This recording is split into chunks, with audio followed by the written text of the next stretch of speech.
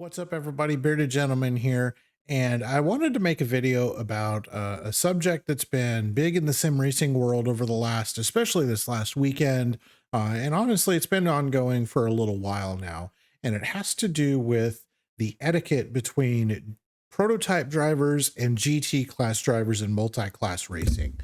This past weekend was the 24 Hours of Daytona, done by iRacing. It was personally my fourth attempt at the 24. My first time in 2021 ran the GT class. We finished. Let's see. I finished sixth in class. I personally drove 191 laps. 2022, I drove the LMP class, LMP2, which at the time was the top class at that point. Finished fifth overall. I personally drove 224 laps of that race. Last year, the Porsche 911 GT3, unfortunately, just struggled. My teammates and I, we never had a good handle on the car. The setup just was never comfortable for any of us. We ended up having multiple crashes and we exited after just a few hours. I basically got a little over one stint in the car and that was it, before we just decided this isn't worth it. This past weekend, I drove with Highside Motorsports. I drove their Omega car, and we finished ninth overall in the race. I personally drove 166 laps in the Cadillac GTP car. So definitely have had a good bit of experience now the last few years in the multi-class racing. And so as this subject has come up, I've definitely developed some thoughts. And so I'm here to share those with you. All right, so basically the focus of the debate is whose responsibility is it to pass who, and who has more of a burden on them, burden of responsibility in these races. All right, so the two prevailing attitudes that I have seen between the two classes of drivers is the GT3 drivers are adamant that they have to run their line. They're not supposed to move out of your way. I'm going to run my line and it's your job to work your way around me, uh, which has some element of truth to it. That is essentially, if you really break it down, the way that it should work. However, some of these GT3 drivers almost feel like it almost feels like they're Sonic the Hedgehog and they have to collect the rings on the apex every single time, regardless of what other cars are around them. And so if the prototype car is not literally next to them, they're turning into that apex, whether you're 3 feet behind or not. And saw that happen multiple times during the Daytona 24. On the flip side of that, there are prototype drivers who expect the GT3s to just basically make themselves disappear off the racetrack and just pull over and stop and say, "Thank you, sir. May I have another?" And because it's like the prototypes own the racetrack and all the GT3s are just a nuisance to them. And so they'll end up doing things like late dive bombing into corners, um, just doing a lot of things that are it does nothing but create more conflict, angers people, causes incidents, causes crashes, and just really deteriorates into a bad situation from there. So those are the two main things that I see on the two different sides of the issue. All right, so what I'm going to show you in this video are some examples from some situations that my team and I encountered during our run at the 24 this past weekend, and some examples of the right way and the wrong way for the different classes of traffic to interact with each other. And then there was actually a forum post created by one of my teammates over the weekend, late last week actually, that created a lot of discussion on the iRacing forums. I'll show a little screenshot of it here during the video. And basically the feedback that a lot of the GT3 drivers gave was, you are asking us to do too much with our cars. And so what you're asking us to do is unrealistic. So I'm going to do some laps in both a GT3 car and a prototype, this same car that we were aced this past weekend. And I'm going to drive some of the different lines and show some of the differences, because I think there is an element of ignorance, not necessarily ignorance, there's an element of not understanding what each other's cars can and cannot do. All right, so this involves passing in the kink or passing in the West Horseshoe. So I want you to take a look here. I have loaded up Race Labs. I just have the relative up that captured this information here. I closed all the other overlays. So you can see I am 1.3 seconds behind this car. It's car number 992. He is a GT3 car. And let's see how this plays out. I'm obviously too far back to get him here in the kink. We go through the kink. He drifts a little middle, but then he goes full driver's left. I make myself up the inside. I'm well clear of him. He's able to turn in. He's able to hit his apex, maybe just a touch later, but in personal experience, that's still not a bad line. He gets the good run off the corner. We all carry on our merry way. No one has really lost much time in this lap. Now I am approaching some slower cars here, entering the bus stop. I see I am too far behind to make this pass cleanly. I lift out early. If you noticed, I dropped all the way down to 97 miles an hour here. But we exit the bus stop. They hold drivers left, hold low on the banking. Slow goes low. That's the rule. GTP's prototypes go up high. None of us lost, well, I lost a lot of time by lifting early for the bus stop, but I also didn't put any of us in a bad situation, an uncomfortable position where it could cause a crash. Now this is a little later on in the run. I believe this is just shy of when I'm about to make a pit stop. But if you notice here, it's the same two cars that I'd come across before that I had slowed down so much for in the bus stop. They held drivers left and were predictable as to where they should be. Approach the kink. There's two of them here. I'm not as comfortable trying to dive in here anywhere. Both of these cars were a little challenging at times, let's just put it that way, to get past. So I'm waiting all the way to turn 6. Okay, they'll go low here. I'll go around the outside. This is the way that you're supposed to go. Come off the banking. They go high for some reason. But if you notice, the blue car, instead of going down low, they both carry out outside to the wall. They don't stay low, which is not what you're supposed to do. So if you watch, he goes up. I notice, okay, I need to turn down to get underneath you. The second car here is carried up off the corner, but he knows that he's supposed to be down to the bottom to let the GTs pass, the prototypes pass. So he starts to move low, but because I've had to go low to go underneath this GT3, he then decides, I'm not going to make him weave. I'm going to go ahead and go up high and hold the high side. Now, all right, so here's another example of approaching a GT3. We've just come out of the International Horseshoe. He's actually a good little bit up the road here. He's 1.8 seconds up the road, but I want you to watch what he does. And he plays this very, very smart. He makes very efficient use of the time here. Watch what he does. Sees me coming, opens it up. He stays driver's left, slows down for the corner early. I get through, but he's able to turn into the apex and start accelerating on apex, almost like I'm not even there. I'm able to do the same thing. I had to take a little tighter turn into the corner, but I'm also accelerating through off the apex. Neither of us have been bothered by each other being there. That's a great example of the GT3 being slightly accommodating to the prototype, giving them a place to go that affects both of them very, very little, which is exactly what you want to do in these types of endurance racing. All right, so here's an example of where GT3 had a disagreement with how we passed them. So I'm approaching here in the kink. They hold drivers left. I go ahead and place myself ready to get up here. However, for some reason, they rolled deep into the corner here.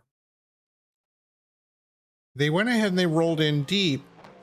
And then by the time I was able to get there to get past, I'm now blocking to where they they cannot get to the apex anymore. And he actually keyed up over the radio and accused me of being indecisive as to whether or not I wanted to pass him, which, if we go back, if we look at this from my cockpit view,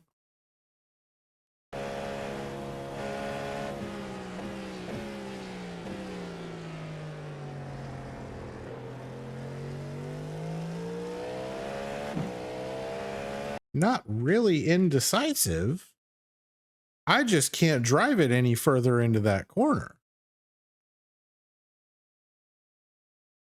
This was a lap that, as we've seen as we'll see with some other examples, if you roll out of the brakes early, let me get through here, get around the corner, you can turn into your apex and be on the throttle right behind me, and it hasn't hurt anybody. But in this particular case, I was accused of just hanging out and waiting until the last moment to pass him.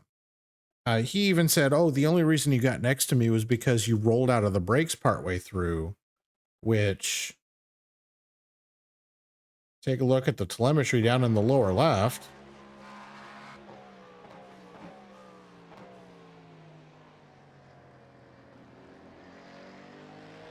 I did no such thing. The only thing that I could have done different is I could have run the kink more wide open, but I wanted to wait to see where he was braking.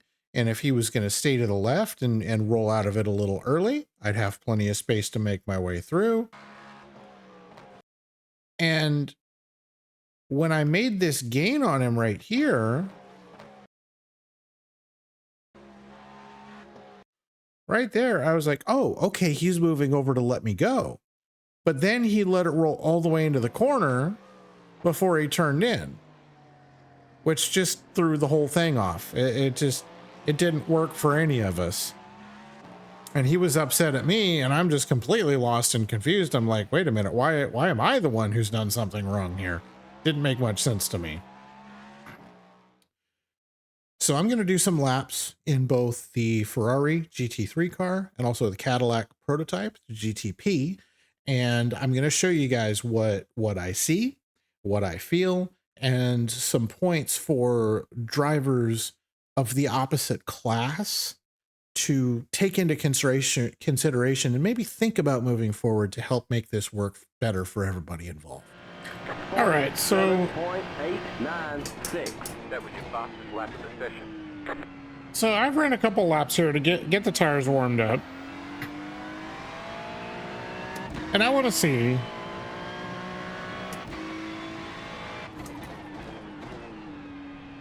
if when I take the kink, can I hold it to driver's left? Because that's the big argument that a lot of the GT3 drivers were using as to why a GTP should not pass on the outside.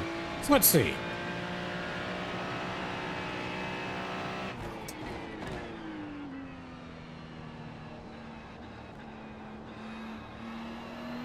I mean, seemed fine to me.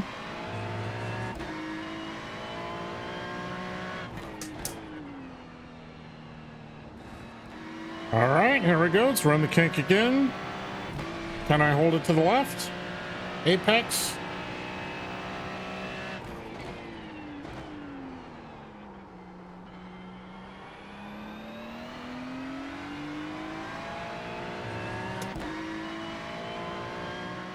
All right, I mean, let's go through it again.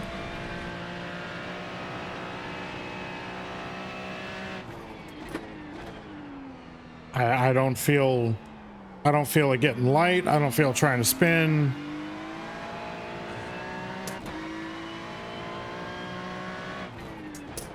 I'll be honest, I don't see any reason why you can't. If you look in your mirror and you see a GTP coming out of International Horseshoe, I don't see any reason why you wouldn't be able to hold it to the left. Also, you saw how deep I could drive it under brakes. You could also brake way earlier. Here's the other thing. Say I have a GTP that's going to come around me on the outside here. Look how early I am off the gas. GTP can well clear himself. I turn into my apex. I drive out of the corner just fine. I'm sorry, but I'm not seeing that argument. I'm truly not. I'm sorry. All right, so now I've switched over. I'm running the Caddy GTP. This is what we raced this past weekend at Daytona. 36. Because there's a couple things I want to show 72. to the GT3 drivers. One, I want to show that you know how easy it was for you to hold the left in the kink. I want to show you how easy it is for us to stay all the way to the right the entire time. Here we go.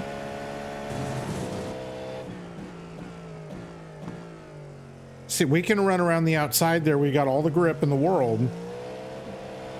So we can run around the outside of the GT3s all day long there. If the GT3s hold left, we run around the outside on the right, then we're on the inside for the braking zone. And you saw just how far deep into the corner you can drive the GT3s under brakes. It's important to remember GT3s have ABS, the prototypes do not. So I want to show you what the braking zone is for the prototype, because you think, oh, you've got a prototype, you can send it in way deeper than we can. It's actually not. It's actually not correct. 2, 6, 7. That was your fastest lap of the session. It's actually the other way around. We actually do need to brake earlier than the GT3s. Okay, if I try to drive this really deep down in here,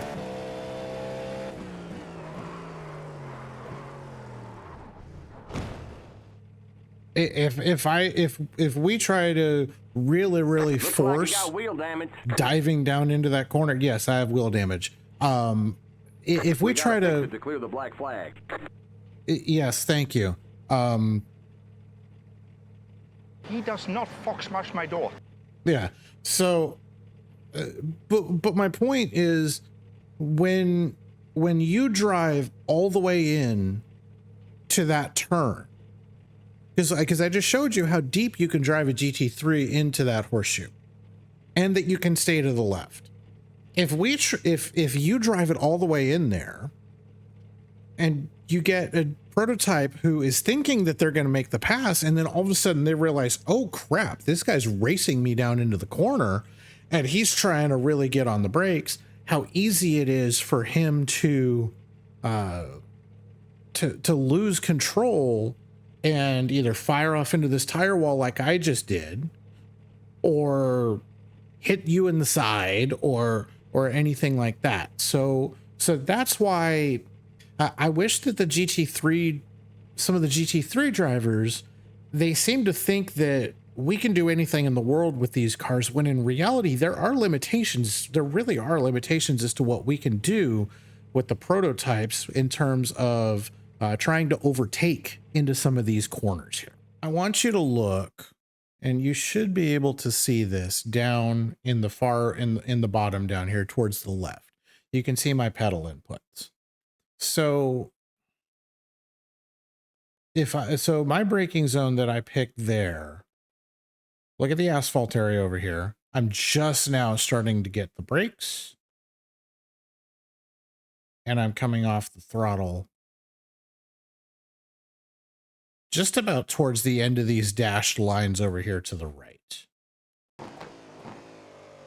And I've overcooked the corner, and I've gone off, and I have hit the left front of the car into the tire barrier. We actually had a similar impact to that during our race. Not even an hour into the race, and we had 6 minutes of required repairs from that damage, from that impact. This is about what my braking reference point was during the entire 24, was the end of this asphalt here, right where this road turns off for the motorcycle course. So this was about my braking zone. And there's also another little indication right here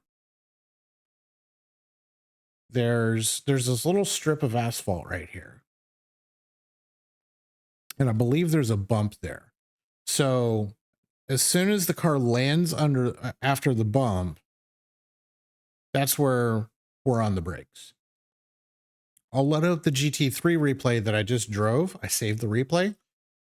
And I want to take a look and see where the braking zone is there for the GT3, because I want to show you guys this point. All right, so I got the Ferrari replay loaded up. Now, I am by no means the fastest of either of these cars, but I want you to look how far I can hold driver's left. Look at how much further I'm braking.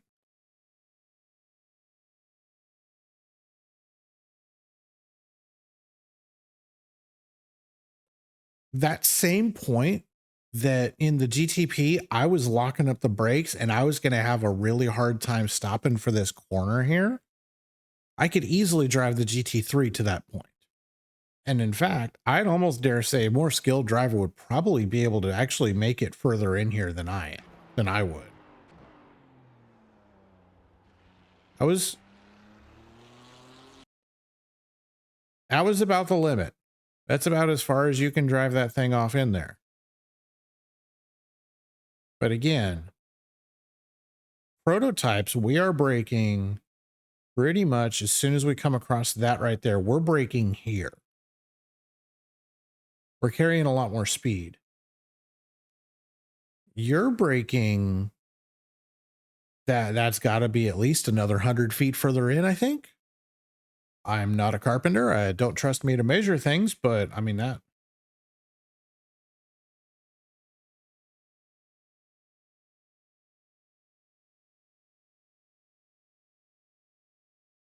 Maybe like 60 feet. I don't know. Just kind of guessing here. But that's significantly deeper into that turn. Yeah, it's the point is the GT3 drivers think like I got accused of in the clip that I showed of, oh, I didn't commit to the corner. I hung on his quarter panel and I only got next to him because I had to roll out of the brake partway through, which is not at all what happened. But in his mind, well, obviously you didn't come firing up the inside. You didn't commit to the corner. When in reality, he drove all the way to his braking point. I drove to my braking point. He was all the way to the left. I was expecting him to brake slightly early, let me get through, as had happened multiple other times, but that didn't happen. But it was my fault for that, which I genuinely don't understand. So anyways, I just wanted to show some of these examples of how I think that there is a genuine misunderstanding and miscommunication between what the GT3 drivers think the prototype drivers can do with our cars, and also to an extent the prototype drivers not understanding how to not put the GT3s in awkward positions.